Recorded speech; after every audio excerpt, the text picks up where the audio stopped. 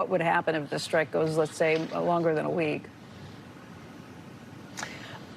Again, I have not been very focused on that. I would refer you to the White House or the Transportation Secretary.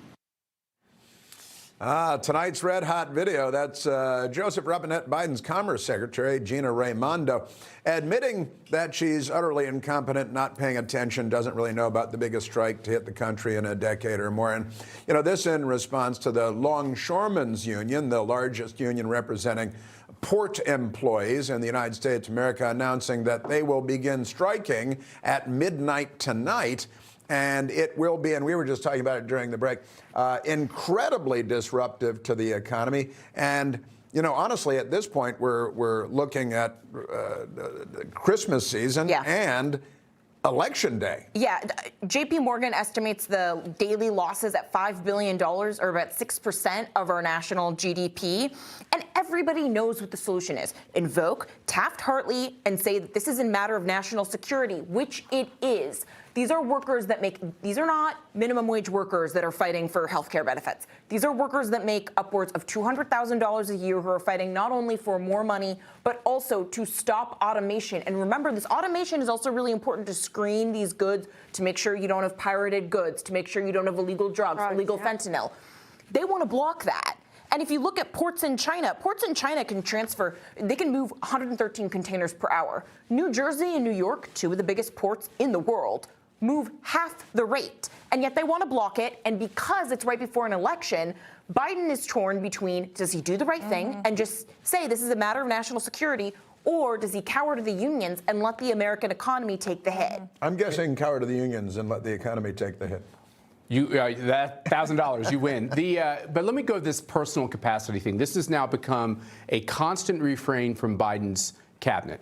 This is another lie. There's a 0% chance that she called the booker at the show and said, I'm not using any cabinet resources. Can you please allow me to come on the show? Number two, she is not subject to the Hatch Act. She is allowed to be as political as she wants to be. She's confirmed by the Senate. That is such a lie that she's there in her personal capacity. Like everything they do, it's for optics. They want to act like they're not using these cabinet agencies in a political way, when the whole reason she's there, giving the answer she gives, is basically, you can't blame Kamala Harris for this thing. It's an absurd thing. And ignoring that it's already their policies, this administration's policies, that have made things more expensive because of their weakness in the Red Sea.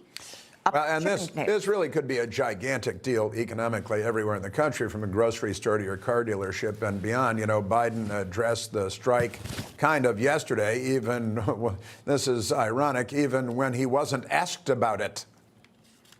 Any comment on the strikes in Yemen, Mr. President? Both sides have got to settle the strike. Support the collective bargaining effort. I think they'll settle the strike.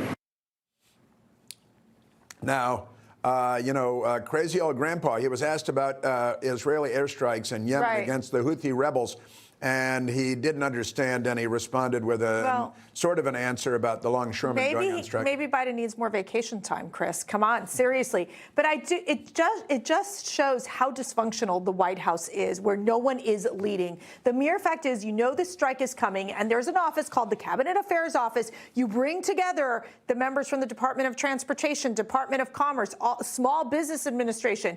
You all discuss, the National Economic Advisors, you all discuss the crisis. You talk about the plan to say what is going to be the message. And Raimundo, who's the Secretary of Commerce, cannot answer a simple question, that she's not focusing on this. What she's focused on is saying that we got to eradicate Donald Trump for good. That is what she's saying. She is a political hack, and she is not serving the interest of the American people. Is she in her personal capacity when she's trying to eradicate Donald Trump? I just wonder. I think so. I got to say, and Jason, we've run out the clock on you, but there are those who are saying that the Biden White House is sticking it to Kamala here, that boy, are they not doing her any favors. Well, I think they definitely want to settle the strike, as you know, the president misheard the question, but responded to it. Both sides. Raimondo. Yeah, both sides need to come together. But nobody's doing anything. And you know, we've seen him act on labor unions and get deals done in the past. So I have confidence in him. All right. Well, midnight. The clock is ticking out loud.